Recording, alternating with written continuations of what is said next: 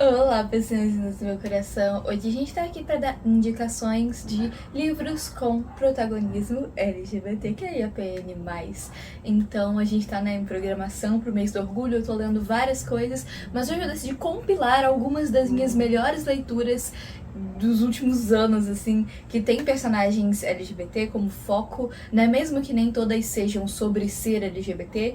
Então eu compilei algumas em algumas categorias pra trazer pra vocês. A gente começa com a categoria das histórias leves, das coisas gostosinhas de ler e que não vão te deixar surtado, que são pra, tipo assim, quero esquecer da minha vida, quero fingir que não existem problemas. É essa vibe. Então, nossa primeira recomendação é óbvio, eu não podia deixar ele de fora. Heartstopper.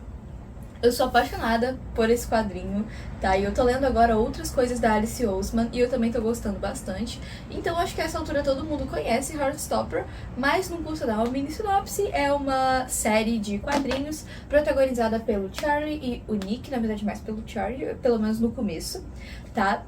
E eles estudam numa escola só pra meninos, eles se apaixonam e lidam com isso, né? Tanto com a relação deles mesmos, né, de se entender e se aceitar, quanto das outras pessoas em volta. E isso tudo é um processo muito bonito, porque Heartstopper, ele é meio que o conto de fadas LGBT. Então ele traz as coisas de uma maneira leve, de uma maneira divertida. E aí a gente também tem personagens de outras letras, né, da nossa sigla. Então eu fico bem abraçada sempre que eu volto nessa história. Eu acho que não é porque todo mundo fala sobre ele que ele precisa ser banalizado e esquecido. A série da Netflix também é maravilhosa, caso você prefira esse tipo de mídia, tá? Ela é bem fiel à história e tem algumas coisinhas a mais, eu sinto assim. Enfim, nosso próximo dessa lista é A Princesa e o Queijo Quente, que também é um quadrinho e é de uma brasileira. Eu não me lembro o nome dela, peraí que eu vou olhar aqui na minha colinha. Deia Muniz, A Princesa do Queijo Quente da Deia Muniz, que foi uma história que eu li emprestada, então eu não tenho ele aqui físico pra mostrar pra vocês, vão ter que ficar só com a capinha mesmo, mas foi uma leitura, assim, é muito divertida, tá? É uma quadrinista que tem um senso de humor, assim, que pra mim bateu muito bem. Nossa protagonista é Lady Camembert, que é uma garota que não quer se casar, diferente do que é esperado dela nesse momento, nesse lugar, né? Então, quando o pai dela morre pra poder herdar, ela precisaria se casar, só que eles preferem montar uma grande farsa, então ela se muda e se apresenta socialmente como homem, pra uma nova, né, um novo lugar, assim, que ninguém sabe de quem ela é, né? Então, eventualmente ela começa a se apaixonar por uma princesa que chama ela pra bailes e coisas acontecem, e oh meu Deus. Então, e essa princesa é tipo assim, super ativista e fala contra o uso de pele de animais, várias coisas assim. E elas começam a se apaixonar, mas tem esse segredo aí entre elas, né? Então é uma narrativa muito divertida e é um volume único, então de uma vez você acaba, né? E eu amei demais ler, me diverti bastante lendo. Inclusive eu pensei em comprar o meu, né? Eu tenho o meu próprio, a Princesa do Queijo Quente, porque eu li emprestado, como eu disse, né, de um amigo meu, e muita coisa é referência a queijo. O nome da cidade, o nome dos personagens, várias referências a queijo. Então, assim, amei. E como último livro nessa categoria, agora de fato um livro, eu separei O Príncipe e a Pedra no Rio. Então, eu li essa história recentemente, foi uma das coisas que eu coloquei na minha TBR, né, pra esse mês do orgulho. Vou deixar aqui no card, caso você queira ver o vídeo da TBR, tá bom? Eu sempre gosto de fazer isso, né, pra comparar o que eu me propus a ler, o que eu de fato li, se eu mudei tudo no meio do caminho, enfim. Essa história também se passa num mundo de fantasia e a situação é o seguinte, nosso protagonista, né, ele acabou de acordar de uma dessas maldições de contos de fada, ele é um príncipe, foi acordado por uma princesa e agora ele deve casar com essa princesa. Só que ele ainda tá muito confuso, ele não se lembra direito de tudo que aconteceu antes dele dormir, então ele não sabe como que as coisas chegaram nesse ponto, mas ele sente que tá perdendo alguma coisa, ele sente que tá esquecendo algo muito importante. Então ele vai atrás disso, ele começa a explorar o castelo e os jardins e o rio em volta e a floresta perto do rio, e aí ele vai descobrindo fragmentos dessa história no decorrer dessa investigação dele, né? É um livro muito curtinho e eu gostei muito dele, tá? Eu fiquei, assim, encantada por como a escrita do autor se assemelha a um conto de fadas, ao mesmo tempo que é poética, é dinâmica, sabe? Então eu gostei muito de ter lido, inclusive até leria mais se tivesse mais, sabe? Nossa próxima categoria, que vocês sabem que eu não leio muito, tá? Mas eu trouxe aqui especialmente pra esse vídeo, é um livro hot. Pois é, gente, temos um livro hot, um aquiliano, tá? Que se chama Luz, Câmara e Alfajor, do Thales Nassir. Ele é um autor nacional com quem eu fechei uma parceria ano passado pra fazer esse lançamento. Foi ano passado? Ou foi no começo desse ano? Não me lembro, acho que foi ano passado, pra fazer esse lançamento, né? E foi uma leitura que eu amei demais, ela tem uns hots deliciosos. Mitch trabalha em um café frequentado ali por, não digo estrelas, mas digo pessoas envolvidas em Hollywood. E ele é filho de uma atriz famosa e ele já teve o sonho de seguir carreira, mas conforme ele foi vendo o quão horroroso, né, o quão tóxico é esse meio, ele acabou desistindo.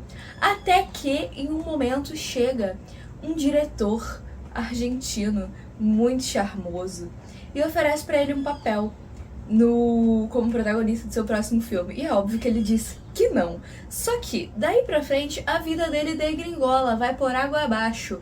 Não tem mais o que fazer. No mesmo dia, ele perde o emprego e a casa dele é inundada. Então, assim, e ele é despejado. Então, ele fica meio sem opções e acaba indo morar na casa deste latino hermoso. E aí coisas acontecem. Várias coisas acontecem. Esse livro ainda tem um plot twist, que eu não sei se eu posso chamar de plot twist, mas ele tem uma revelação, porque não é um acontecimento, é uma revelação.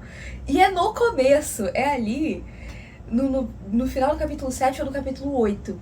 Eu lembro porque a nossa prova, né, quando a gente foi ler, primeiro a gente recebeu só um comecinho pra fazer a divulgação, né, e depois a gente recebeu o livro completo. Então eu lembro que a nossa prova acabava exatamente aí, então eu não tenho certeza se era no final do capítulo 7 ou no final do capítulo 8.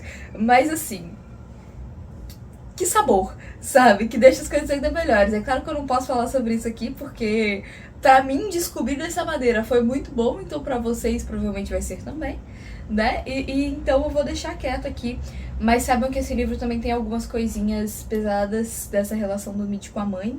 E então, assim, fica aqui um alerta de gatilho bem superficial, porque eu não quero dar spoiler pra ninguém.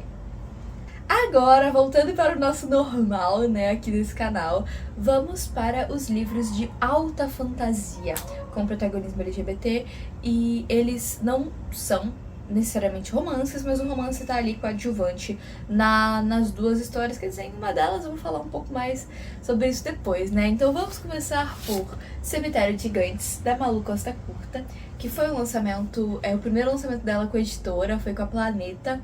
E eu lembro que foi ano passado, um pouco antes da Bienal, então eu já tinha lido e amado, e essa edição é linda. Foi aí que eu comecei a gostar mais ainda da Planeta, né, por causa das edições que eles estavam lançando naquele momento, me deixando mais apaixonada, né, enfim. Então, No Cemitério de Gigantes é um livro que se passa num mundo pós-apocalíptico. Não é exatamente o nosso mundo, mas é um outro planeta pós-apocalíptico. Então ele tem essa vibe de viagem pelas estrelas, o protagonista descobre que tem um poder, mas ao mesmo tempo a vida dele é muito difícil, muito sofrida.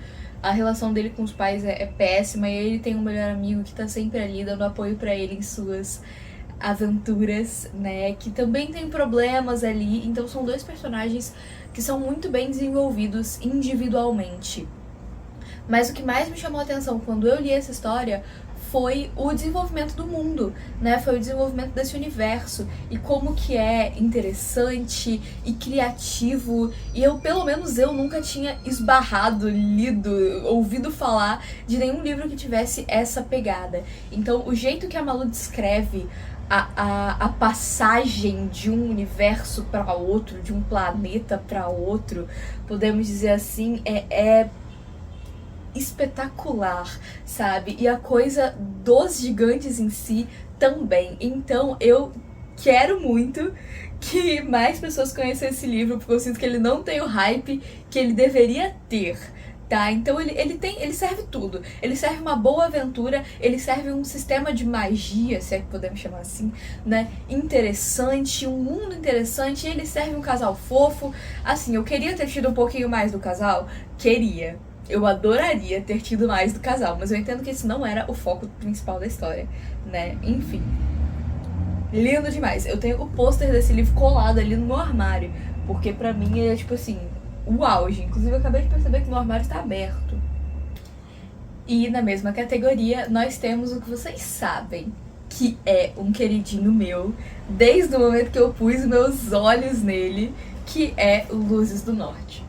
Sim, pessoas, esse é um livro de alta fantasia, nacional, com um romance sáfico. Então, assim, é tudo de bom que um livro pode ser, tá? E a história dele é muito bem construída. Eu encontrei a autora na Bienal sem saber que eu estava encontrando a autora na Bienal. Então, assim, eu fiquei muito feliz. Peguei autógrafo, tá bom? De Dona Juliana Domingues. Tá aqui dentro do meu livrinho, porque eu já tinha comprado, eu não levei, né? Eu não esperava encontrar ela lá, simplesmente.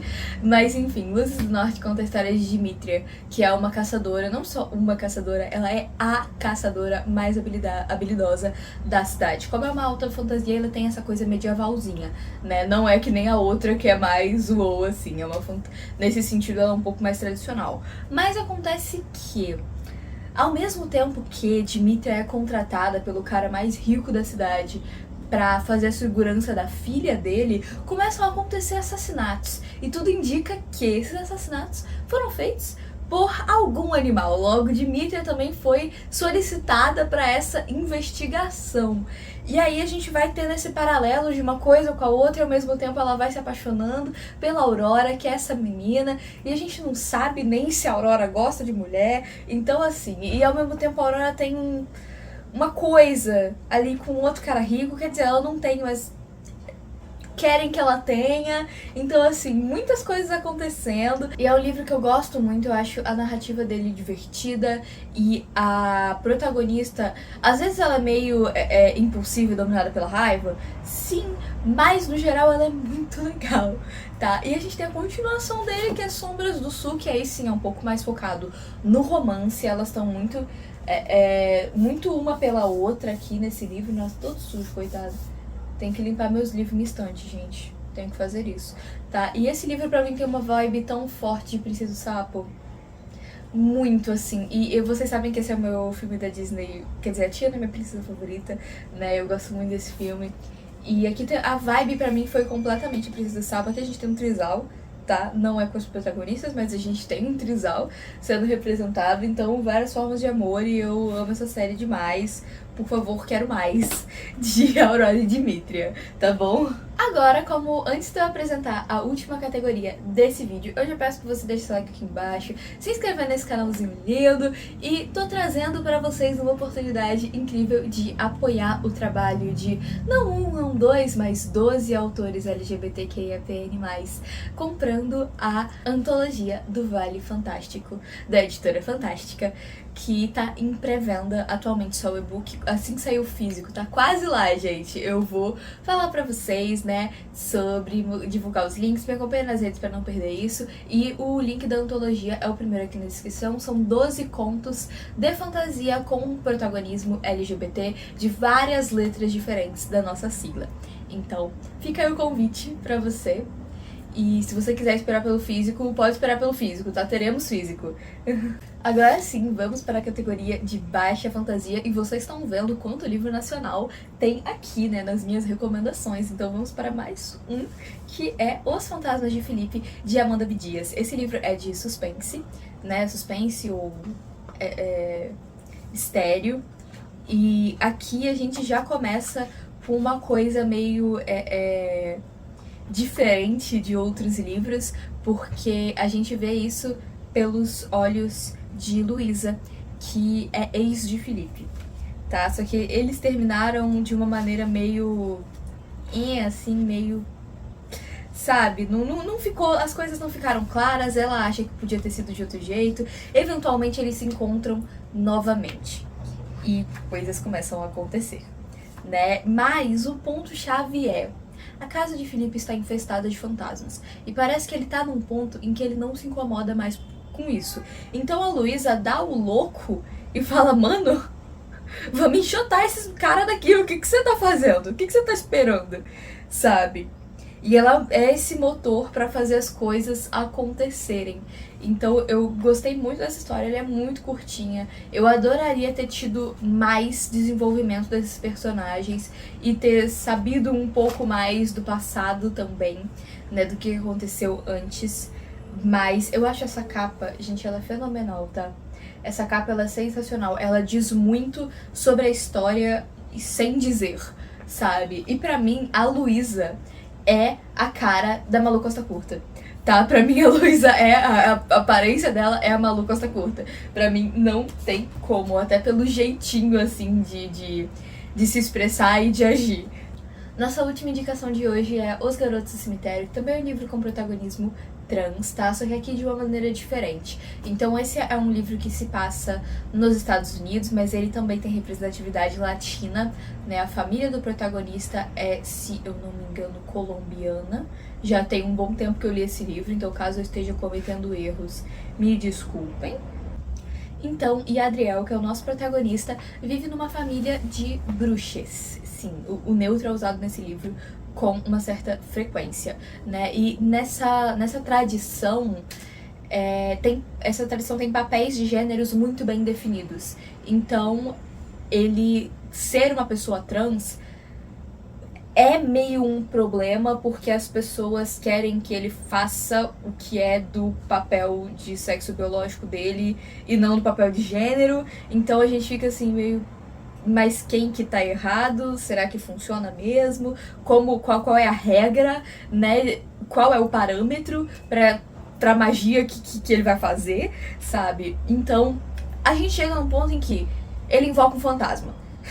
Ele invoca um fantasma e aí...